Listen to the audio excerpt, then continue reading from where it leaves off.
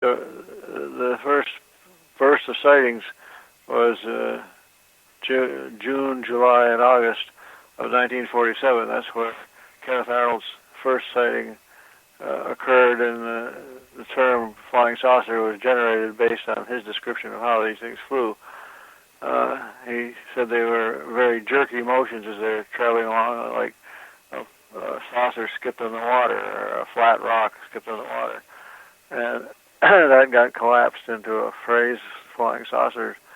But the point was, as Kenneth Arnold was looking at these things going along in this jerky manner, at high speed, and then he says he did occur to him that these couldn't be human beings in there flying these things, because they would get turned into mush by the jerkiness, high accelerations from traveling in one angle, one direction to another. David Fravor, who was one of the F-18 pilots, the senior F-18 pilot, talked about this thing. He said it looked like a tic tac, and it was going around, meandering around from point to point, but he said it was as if it was a ping pong ball bouncing off the wall. A sudden change in direction followed by a linear trajectory to another sudden change in direction. And he too had the impression that this couldn't be something, a human being in there, because he couldn't withstand the accelerations. Oh, yeah. Acceleration tends to turn human beings into puddles of jelly. Or liquid on the walls.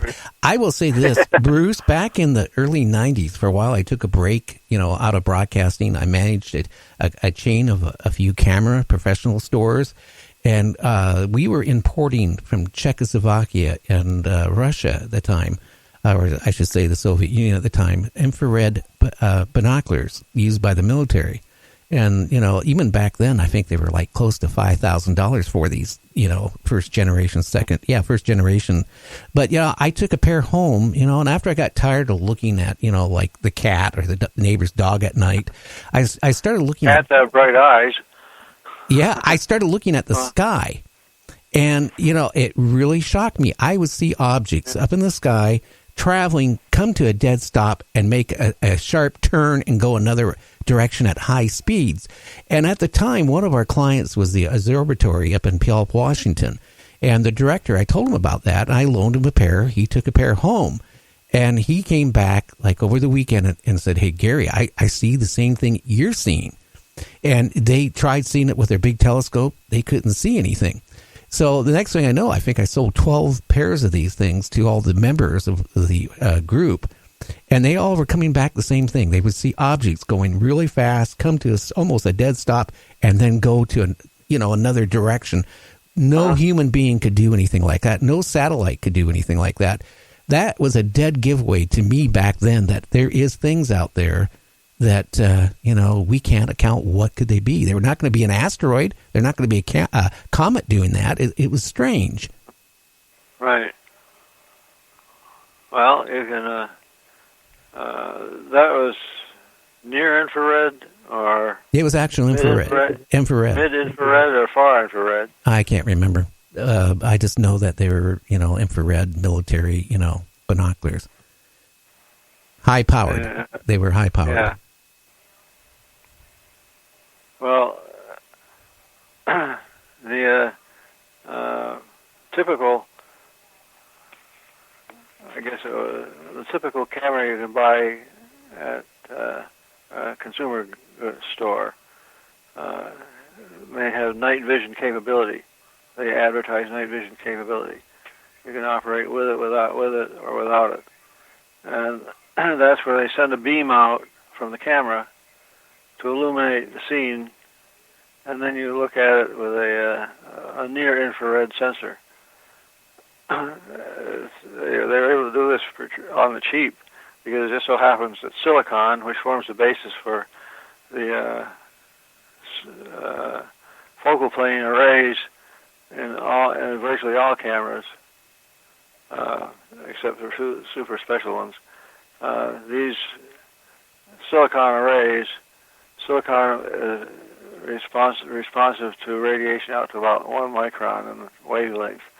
Eyeballs go from about 0.4 of a micron to 0.7 of a micron in wavelength. That's the spectrum that you can actually see. Then other instruments can see other things in other spectra. The silicon arrays of sensors will work out to about 1 micron, so you could cut off, put in a filter that blocks the visible, and only look at the near infrared, and you could presumably see things with that infrared camera that you can't see with your naked eye if there is something going by. I don't know what the first generation infrared cameras.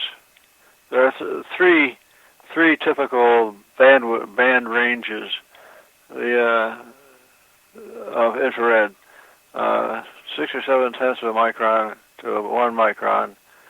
The mid-band, which is around 3 microns, and then the far infrared, which is heat, essentially, 10 microns. So if you have a 10 micron type of infrared viewer, you can see hot bodies of people, or wherever there's something that's hotter than something else, you'll be able to see it. Now, whether that's the type of thing that you're seeing up in the sky or not, I don't know. Lots of people have recorded. I have myself, but I've heard of lots of people who reported seeing stuff up in the sky when they look with an infrared viewer. They can't see it with the naked eye, but they can see these things moving around with the camera. I've never had one to do experiments with, so I don't know whether they're seeing bugs, whether bugs show up at night in these IR infrared viewers or not.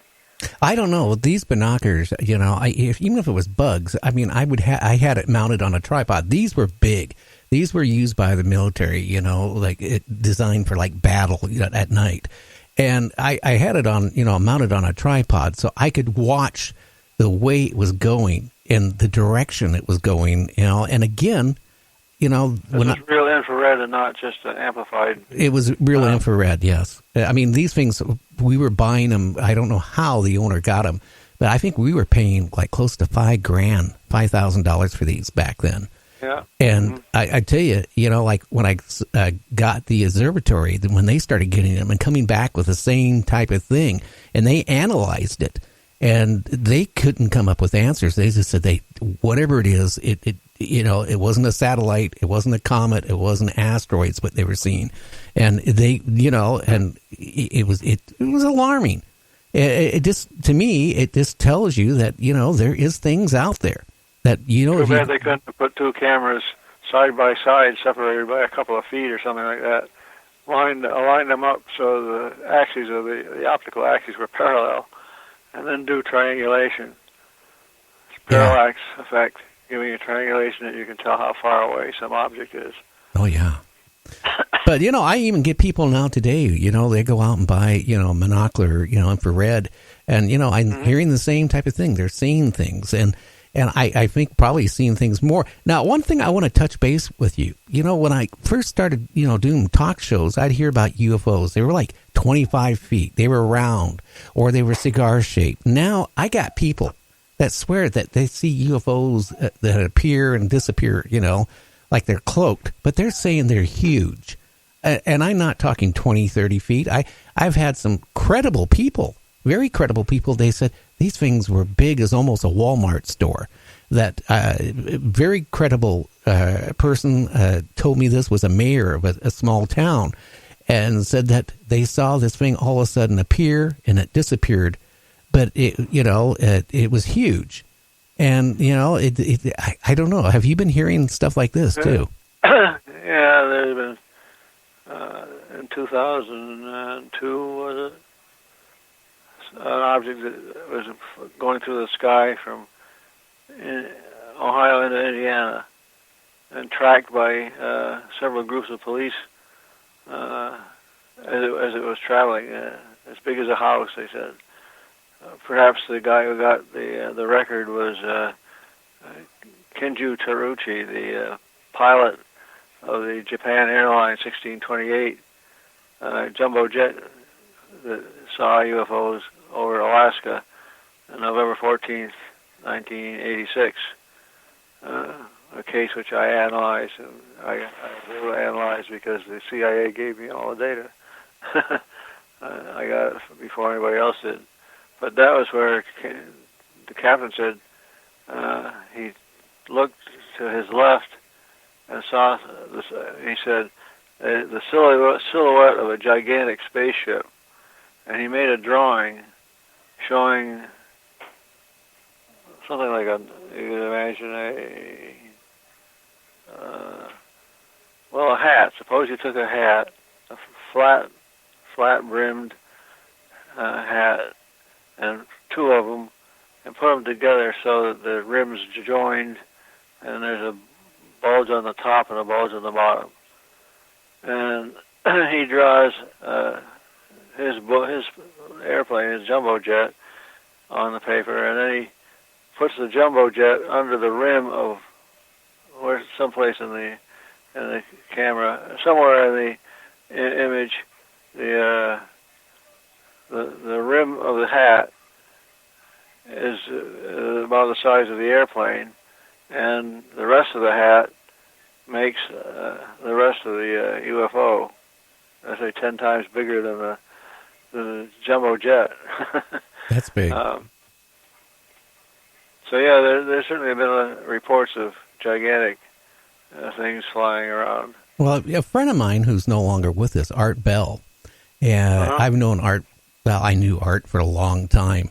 We weren't real close friends, but we were friends where we'd chat a couple times a month, and and anyway, I remember him, telling me. Plus, he even talked about it on a show that him and Lamona, at the time, that was his wife, saw a UFO. And he said it was huge, triangle shape. And I don't know if that's, he said, too, you never know if it's something the government has, but it made absolutely no sound. It passed right in front of him. Yep. There was a famous series of sightings in the north of New York City, around Brewster, New York, back in the mid-'80s. And they had a couple of cases where this big monstrous thing would be traveling floating in the sky, traveling along over the Taconic River Parkway, which anybody who knows that area knows the Taconic River Parkway goes north of New York City up into upper New York. And it's quite a twisty, turny road, but there are places where it's straight. At any rate, one of the witnesses, they had 10,000 witnesses, they thought. It was nighttime. I think it was late fall, but whatever time of year it was dark. And these people were just stopping in the road, more or less, to see what was going over top of them. One guy who was air traffic controller or something like that. He had something to do with aircraft. And he got out of his car and looked up, and he could see lights forming a pattern. He couldn't see a big structure and no noise. There's this thing that he had the impression was a ponderously large something or other, just floating over the highway. I think it might have been the same thing that went over the Indian River power plant one of the nights. I don't know if it was the same night as this guy. It's been many years since I read about that, but it's just another one to chalk up to size. Oh, yeah. Bigger the better.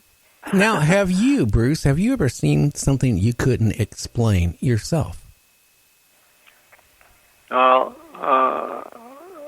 you're familiar, I presume, with the Gulf Breeze series of sightings, and starting in November 1987 and running onwards through 88. The first series of sightings occurred between November 87 and July of 88, and that was mostly characterized by Ed Walter's photos, but there were a couple hundred other witnesses to sightings at the same time frame.